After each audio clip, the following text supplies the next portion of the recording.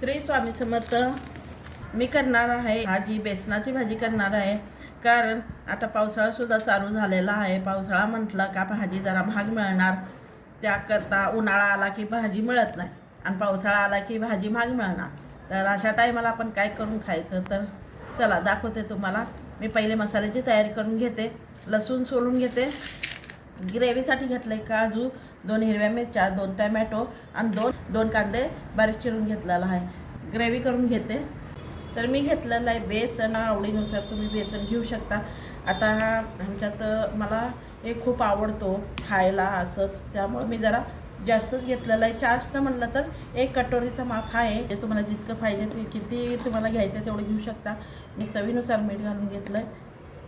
हळद, धनिया पावडर, आवडीनुसार मसाले तुमच्या आवडीनुसार कमी जादा करू शकता. लाल तिखट, जिरा, अजवाईन, ओवा हातावर घासून घालून घ्यायचं. काळी मिरीची पावडर थोडा. आणि भाजी आपली सॉफ्ट व्हावं म्हणून मी 1-2 चमचा तेल घालून घेते. सोड्याचा वापर करणार नाही. मिक्स करून घेते. मिक्स करून घेतलं आहे. आता ह्याच्यात घालून घेते 4 चमचा दही. पाण्याचा वापर न करता मी दह्यामध्येच मळून घेणार आहे पीठ. पीठ एकदम सॉफ्ट असं मळून घेते. मळून घ्यायचं. सॉफ्ट पीठ मळून घेतलेलं आहे. आता असे गोळे घ्यायचे आणि ह्याला तुम्ही ओळखला असाल, गट्ट्याची भाजी करत आहे मी. तर असं करून असं लांब असं करून घेते. आणि सोडा न वापरता केलेला आहे. खूप छान भाजी होती. करून ट्राय करून पहा. तर अशा प्रकारे हे पूर्ण मी करून घेते. क्रॅश कुठं बी आलेलं नाही आहे. असं आपण हे सगळं करून घ्यायचं. तर असे सर्व करून घेतलेले आहे.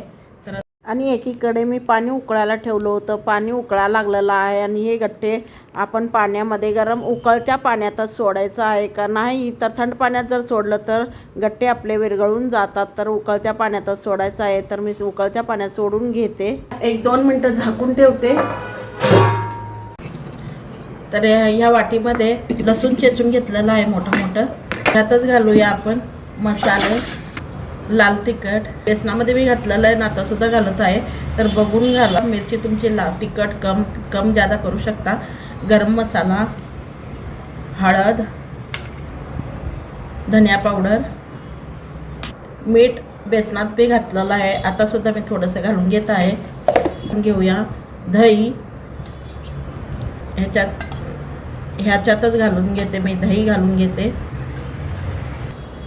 दही अर्धी वाटी घेतलेली आहे. आता हे सर्व मिक्स करून घेते. बेसनाचे जे आपण केलो ना गट्टे, ते शिजेपर्यंत आपला मसाला छान फुगला जातो. तर त्याकरता पहिले मसाल्याची तयारी करून घ्यायची. सर्व काही रेडी राहिलं का लवकरात लवकर स्वयंपाक आपला तयार होतो. गट्टे शिजलेत का बघूया. एक सुद्धा तुटलेलं नाही आहे. वर तरंगा लागला. हे शिजलेलं कसं ओळखायचं, तर हे जेव्हा वर येतं ना शिजून, तळ्याला बसलो होतं आपण, घातलो होतो त्या टायमाला. आता शिजून वर आलेला आहे. त्याला काढून घेते. हे काढून घेतलं. आता हे थोडं 1-2 मिनटं ह्याला थंड करायला ठेवूया. आणि सॉफ्ट झालेलं आहे बिना सोड्याचं. एक जण सोडा घालतात. सोडा घालू नये. आणि पाणी फेकायचं नाही. हे पाणी आपल्याला जेव्हा आपल्याला ग्रेव्हीमध्ये पाणी घालायचं त्या टायमाला कामाला येतो. ह्याच कढईमध्ये तेल घालून घेते. तेल गरम झालेलं आहे. जिरा घालून घेते. 1-2-3 सुक्या मिरच्या, कांदा बारीक चिरलेला. कांदा परतून घेऊया. कांदा छान परतल्या. कांदा तळला गेलेला आहे. आता आपले मसाले घालून घेऊया. जो आपण ग्रेव्ही तयार केली होती ना, ती ग्रेव्ही घालून घेते. मी सुद्धा घालून घेतलेली आहे. थोडंसं परतून घेऊया ह्याला. आता घालून घेऊया या वाटीतला जो दह्याचा मसाला, तो सुद्धा घालून घ्यायचा आहे. पण दही घालून घेतलेला आहे. दह्याचा मसाला घालून घेतलेला आहे. आता ह्याला एकसारखं हलवत राहायचं आहे, नाही तर दही फुटण्याची शक्यता असते. तर एकसारखं ढवळायचं आहे. सोडायचं नाही ह्याला असंच. ग्रेव्ही तेल सोडत आहे तोपर्यंत आपण इकडे ग्रेव्ही तेल सोडत आहे तोपर्यंत आपण याचे असे कटिंग करून घेऊया. असे छान बघा किती छान झालेलं आहे. तळून सुद्धा भाजी करतात, नाही तर नाही तळले तरी बी चालते. बघा किती छान असं सॉफ्ट झालेलं आहे. खायला खूप छान लागते. करून पहा तुम्ही. मी पुरं कटिंग करून घेते. बघा मसाला तेल सोडलेला आहे. मसाला किती छान ग्रेव्हीला तेल सुटलेलं आहे. मारवाडीची प्रसिद्ध भाजी आहे ही. तर तुम्ही करून पहा. तोच महिन्याला एकदा तरी करतो. कारण आता या ज्या वेळेला आम्हाला भाजी खाऊन कंटाळा येतो त्या अशा टायमाला आम्ही अशा भाज्या करत राहतो. आणि आता आपण घालून घेऊया आपले गट्टे. हे बघा, आणि आपण असे गट्टे घालून घेतलेलं आहे.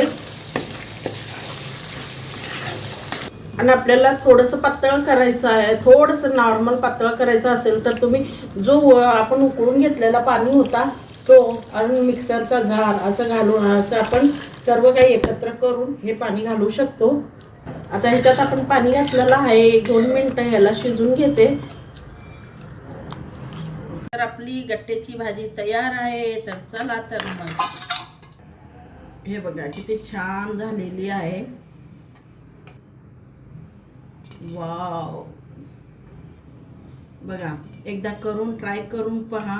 खूप छान होते. अशी भाजी तुम्ही परत सारखं करून खाचाल. इतकी छान भाजी बनते.